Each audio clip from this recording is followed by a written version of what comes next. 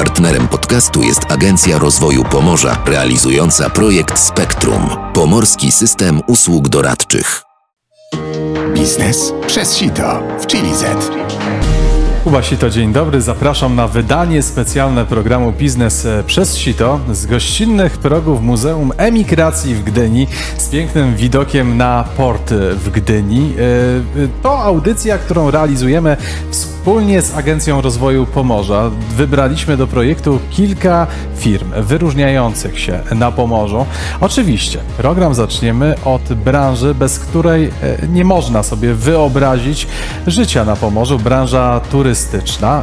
Pierwszym naszym gościem będzie współwłaściciel willi Vincent. Bardzo ciekawy projekt, bardzo ciekawy koncept, który też zaprezentujemy w dzisiejszym Business Story. Business Story. A naszym dzisiejszym gościem Michał Korytowski, współwłaściciel willi Vincent. Cześć Michał. Cześć Kuba, bardzo miło, że tu jestem. Jesteśmy w bardzo ciekawym miejscu, Muzeum Emigracji, port w Gdyni, to stąd Batory wypływał do Stanów. Zresztą i tutaj masz mały osobisty wątek. Tak, zgadza się. Co prawda już powojenny, natomiast mój dziadek, który przyjechał tutaj na studia medyczne i został lekarzem, przez wiele lat pływał jako lekarz, pierwszy oficer na Stefanie Batorym. Czy to znaczy, że pochodzisz z tych okolic? Tak, no jakby licząc to, że dziadkowie tu przyjechali po wojnie, to jestem trzecim pokoleniem w Gdyni. Ale swoje zawodowe życie związałeś początkowo z korporacją, postanowiłeś trochę uciec z Gdyni, uciec z Pomorza, choć jak magnes przyciągnęło cię tu z powrotem. Tak, zgadza się. Studiowałem jeszcze tutaj na Politechnice Gdańskiej, na informatyce i telekomunikacji. I chciałem właśnie pracować w dużej korporacji, tak to było moje duże zainteresowanie i trafiłem, muszę powiedzieć, że miałem dużo szczęścia, trafiłem w dobre miejsce, do dobrej firmy, spotkałem dużo dobrych ludzi i przez kilka dobrych lat pracowałem w Warszawie, ale wróciłem tutaj szybciej, bo udało nam się ustalić pracę zdalną. Także już od 2010 pracowałem zdalnie. No ale właśnie, marzenie o korporacji wielu takie ma na samym początku swojego zawodowego życia, a jednak przychodzi taki moment refleksji, w którym chce się zrobić coś dla siebie. U ciebie, rozumiem, nadszedł bardzo szybko. Tak, zgadza się. Wspólnie z moim przyjacielem Szymonem szukaliśmy czegoś, co by pomogło nam jakby związać się bardziej z Trójmiastem i jakby tu wybór był dosyć oczywisty i łatwy. Poszliśmy pewnie wydeptaną przez wielu ludzi ścieżką zakupu mieszkania na wynajem i kupiliśmy mieszkanie do remontu w Sopocie i otworzyliśmy je na wynajem dla turystów. To był rok 2013 i muszę powiedzieć, że byliśmy sami zaskoczeni, jak to wszystko fajnie wyszło i postanowiliśmy pójść tą drogą. Rozumiem, początkowo to informatyka, programowanie. Mniej programowanie, bardziej obsługa sieci, łączenie sieci, integracja różnych urządzeń. I od tego do branży stricte turystycznej, związanej z wynajmem? Tak, jest tu jakby pozornie to jest zupełnie niezwiązane, natomiast my dużo jeździliśmy po świecie i szczerze mówiąc tak obserwowałem właśnie w wielu miejscach na świecie, jak to jest, można być dobrze przyjętym, dobrze się czuć w jakimś miejscu, albo może to mimo wysokiego standardu nie być dobre doświadczenie, że wszystko zależy od ludzi, trzeba im pokazać i walory miejsca, w którym się przebywa i jakby dużo spędzaliśmy czasu w hotelach, w różnych miejscach i stąd też pojawiła się ta inspiracja, żeby coś takiego u nas stworzyć. Czy w tych hotelach faktycznie mieliście z czymś problem? Coś wam się nie podobało? I postanowiliście dlatego zrobić coś swojego? Czy było tak, że super, to jest fantastyczny biznes, bardziej kwestia inspiracji? Bardziej kwestia inspiracji. Staraliśmy się po prostu czerpać najlepsze rzeczy z tych przykładów, tych miejsc, w których byliśmy. Dużo na pewno wniósł pobyt w Izraelu. Byliśmy bardzo długo w Izraelu i tam, muszę powiedzieć, ludzie są bardziej otwarci, nawet niż w Europie i pomagają. Tak? Dużo jest takiego pozytywnego podejścia do gościa, takie na zasadzie, że nawet pojedynczy, zwykły gość jest traktowany jak bardzo ważna osoba i to było przyjemne. postanowiliście stworzyć najpierw takie miejsce tutaj. Zaczęliście jakby od mieszkań, apartamentów na wynajem, bo to były pierwsze wasze inwestycje, na które zdecydowaliście się zresztą w Sopocie, bo tam w 2013 roku kupiliście pierwsze mieszkanie, żeby je wynająć. Popularne portale Airbnb robią oczywiście robotę, ułatwiają znacząco, choć przypuszczam, że tutaj na Pomorzu nie byłoby to wcale takie trudne bez pośrednictwa tego typu portalu. Tak, w tym czasie te portale to była jeszcze nowość. My korzystaliśmy z ich usług od początku, ale większość tych mieszkań, pokoi dla letników była jeszcze, że tak powiem, obsługiwana przez rezerwacje telefoniczne albo nawet karteczki na dworcu. To jednak 10 lat to się wydaje niedużo, ale w tym biznesie się sporo zmieniło. Sporo się zmieniło, ale też zmieniło się i wasze podejście. Co się stało, że zrezygnowaliście z tego modelu biznesowego, zostawiając jakby oczywiście to, czym już dysponujecie? Natomiast tu jest taki pomost do waszego projektu pod tytułem Villa Vincent, czyli miejsce, które jednak ma bardziej charakter hotelowy niż typowego apartamentu pod wynajem. Tak. Wynajem pojedynczych mieszkań zawsze się wiąże z pewnymi ograniczeniami. To mogą być sąsiedzi, którzy mają niską tolerancję na krótkoterminowy wynajem. To może być otoczenie innych budynków, bliskość torów kolejowych. Różne rzeczy są takie, które kupując mieszkanie, na które nie mamy wpływu po prostu. Więc zdecydowaliśmy połączyć siły z trzecim wspólnikiem, Oskarem Kubickim, który prowadził już kilka restauracji wtedy i dzięki temu mogliśmy pozwolić sobie na zakup całego budynku. Szukaliśmy, ale mieliśmy szczęście, właśnie pojawiło się to ogłoszenie, z którego skorzystaliśmy. To była Villa Vincent.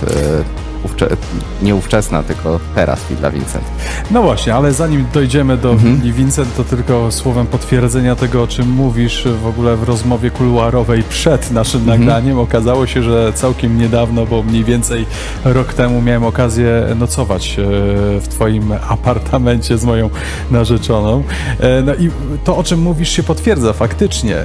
Widać, że wewnątrz apartament jest dopieszczony, że nie brakuje w nim niczego, natomiast to otoczenie mimo wszystko nie jest najprzyjemniejsze. To jest stara kamienica faktycznie, ale niedoinwestowana tu po pierwsze, to trzeba przyznać, a po drugie z sąsiadami, którzy no, niekoniecznie są pozytywnie nastawieni do tych, którzy nocują w tych miejscach. I tu nie mówię o turystach, którzy robią faktycznie tam raban. Tak, zgadza się. Dlatego chcąc po prostu ten biznes rozwijać troszeczkę w większej skali, a nie zderzać się z tymi problemami, postanowiliśmy zaplanować całą nieruchomość tak, żeby ona była dostosowana do potrzeb gości, o których myśleliśmy, czyli ludzi, którzy przyjeżdżają tutaj do Trójmiasta, chcą skorzystać z jego walorów, pójść nad morze, poznać ciekawe miejsca. I chcielibyśmy po prostu, żeby mieli to wszystko w pigułce. No i tu pojawiła się willa leśna, przynajmniej dawna willa leśna. Rozumiem, budynek opuszczony, długo go szukaliście? Nie, myślę, że to była kwestia, po prostu akurat się pojawiło ogłoszenie na ten budynek, obejrzeliśmy go, byliśmy nawet zaskoczeni, że budynek w tym miejscu jest w tak korzystnej cenie, natomiast jak się później okazało, to wszystko było nie bez powodu. Koszty remontu takich budynków, no ciężko je dobrze oszacować, to jest zawsze duży problem i zawsze pierwsze próby są niedoszacowane. No właśnie, i to jest ten wątek, który również chciałbym pociągnąć delikatnie, bo pewnie wielu naszych słuchaczy słuchając tego typu historii zastanawia się często, a może by tak rzucić to wszystko, kupić coś swojego, no i na przykład poprowadzić taki pensjonat. To niełatwy kawałek chleba. Ile trzeba mieć w ogóle kapitału, żeby myśleć w ogóle o tego typu przedsięwzięciu? Myślę, że to też zależy od lokalizacji, bardzo dużo zależy od lokalizacji. Myślę, że zawsze trzeba sobie porównać, takim wyznacznikiem będzie koszt budowy i wykończenia domu jednorodzinnego, przemnożony oczywiście przez liczbę metrów, którą chcemy uzyskać w tym docelowym pensjonacie. Także to jest tak naprawdę przedział otwarty. A jeszcze jeżeli do tego mamy budynek, który jest budynkiem zabytkowym, pojawiają nam się kolejne schody i automatycznie wszystkie prace możemy mnożyć niemal razy 2, tak słyszałem kiedyś. Zgadza się. Fakt zaklasyfikowania budynku jako zabytek no niewątpliwie nie jest ułatwieniem administracyjnym, natomiast myślę, że tak w dłuższej perspektywie to nie jest wada. Dlaczego? Zabytek to jest coś, co jest jakimś dla nas dziedzictwem, coś albo wybitnym przykładem realizacji sprzed wielu lat i myślę, że jeżeli ludzie mają przyjeżdżać i doceniać walory tego miejsca, to fakt, że mogą spędzić czas w zabytku, w miejscu, które ma swoją historię, sprawia, że czują się tam lepiej. Słowem, kupujemy nie budynek, a budynek z duszą. Tak, kupujemy całość. Tak jest. No dobrze, tak zaczęła się historia willi Vincent. Nazwa, jak się okazało, przypadkowa. Tak, przypadkowa. Pierwotnie Willa Leśna, no nie mogliśmy skorzystać już z tej nazwy, ponieważ po sąsiedzku kilkanaście ulic dalej już jest współczesna Willa Leśna. Natomiast przy projektowaniu budynku, pracując z Maćkiem Ryniewiczem i Rafałem Kaletowskim, oni jakby uczyli nas trochę takiego holistycznego podejścia do tego remontu. Czyli od początku narzucili nam to, że musimy jednak myśleć, do kogo chcemy skierować ten produkt, bo przedwojenny pensjonat, stary budynek, który jednak ma relatywnie małe pokoje w stosunku do współczesnych standardów, nie będzie właściwy dla rodzin z dziećmi. Więc musieliśmy raczej skupić się na ludziach, którzy podróżują w parach i czego oni potrzebują, tak? Potrzebują pójść do restauracji, potrzebują zobaczyć, jaka jest oferta kulturalna w danym miejscu, spędzić aktywnie czas. Także wokół tego ten cały koncept wnętrz i całej oferty dla naszych gości powstawał. No właśnie, ale najpierw trzeba było spojrzeć na waszego odbiorcę, na potencjalnego klienta i trochę odciąć się od swoich wizji, przeanalizować tak naprawdę potrzeby, żeby zdecydować się na właściwy koncept. Jak długa to była u was droga? To był proces. Myślę, że to jakby trwało cały proces projektowania, kosztorysowania i jakby remontu tego budynku, to w tym pierwszym etapie to są prawie 2 lata. I podczas tego procesu też sami się uczyliśmy tego, że jednak to, co nam się wydawało naturalne i oczywiste, wcale nie będzie miało większego sensu dla naszych gości. Także myślę, że to też jest nauka w tej branży, że trzeba nie patrzeć ze swojej perspektywy, tylko starać się spojrzeć z perspektywy ludzi, którzy będą do nas przyjeżdżali. Trafiliście też na bardzo trudny moment, tak naprawdę zaczynając swój biznes. Kupiliście willę, początek pandemii się rozpoczął, kolejne obostrzenia nakładane tak naprawdę na całą branżę. Słowem, chyba najtrudniejszy z możliwych czasów dla branży. Udało myślę, się wam dla nas przetrwać. Tak, myślę, że dla nas szczególnie był to trudny, ponieważ my tak jak naprawdę w większości posiłkowaliśmy się kredytami i jakby ta wizja blokady przychodów, tak naprawdę nie zakazu przyjmowania gości i w sytuacji, kiedy mamy comiesięczne bardzo wysokie raty do spłacenia, no to była bardzo dużym stresem dla nas. Jednak szczęściem w nieszczęściu okazały się jakby to, że państwa na całym świecie, ale w szczególności w Europie, podeszły do tematu systemowo, tak? Czyli jakby nakazały bankom przygotowanie instrumentów płynnościowych, żeby zawiesić spłaty kredytów na chociaż miesiąc, 2 lub 3, zawieszenie składek pracowniczych itd., ale u nas lokalnie największym szczęściem było to, że pandemia i lockdowny w Polsce były robione zimą, wiosną lub jesienią, zimą. A tak naprawdę my gro zarobku generujemy w sezonie letnim. Także akurat wakacje były wolne od tego typu problemu. Także rok do roku strata była znaczna, ale to nie było coś takiego, co by po prostu mogło nas położyć na łopatki. Jak dziś wygląda wasz biznes? Co się tak naprawdę zmieniło? Czy pandemia i to, co się wydarzyło, też zmieniło oczekiwania waszych potencjalnych klientów, czyli gości waszej willi? Tak. Myślę, że pandemia odcisnęła piętno na nas wszystkich, ale myślę, że w dużej mierze są to jakby pozytywne lekcje, które udało nam się odrobić i mam tu na myśli przede wszystkim właśnie, że dużo ludzi pracuje zdalnie. Dostało jakby większą dozę wolności, czyli mogą się realizować w życiu prywatnym i w pracy przez podróże, czas wolny. I tutaj my myślimy, też rozszerzyliśmy o naszą ofertę, tak? Jakby na uchyłku pandemii udało nam się skończyć część usługową naszego obiektu, czyli już oferujemy nie tylko noclegi, ale mamy też bar, w którym można spędzić przyjemnie czas, mamy śniadania, część gastronomiczną, mamy też małą salkę konferencyjną i staramy się, zwłaszcza poza sezonem, trafiać do ludzi, którzy by spędzili po prostu swój czas nawet nie tyle wolny, tylko półwolny, czyli przyjechali, spotkali się z pracy, pracując przez miesiącami zdalnie zza swojego domowego biurka, mogli się spotkać u nas, spędzić przyjemnie czas, pojeździć na rowerach, przejść się, pójść na plażę, dobrze zjeść i po prostu mieć fajne doświadczenie, naładować baterię. Czyli kim dzisiaj jest wasz klient? Nasz klient to jednak głównie dalej są pary, które przyjeżdżają dla wypoczynku.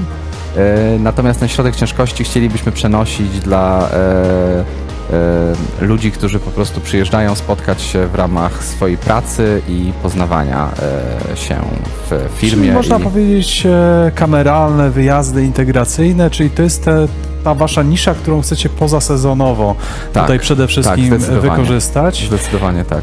I tym odróżniacie się od hotelu, że dajecie bardzo kameralną przestrzeń, która w zasadzie w całości jest do dyspozycji gości. Dokładnie. No naszym jakby takim pomysłem było, żeby postarać się, żeby ludzie się poczuli trochę jak w domu.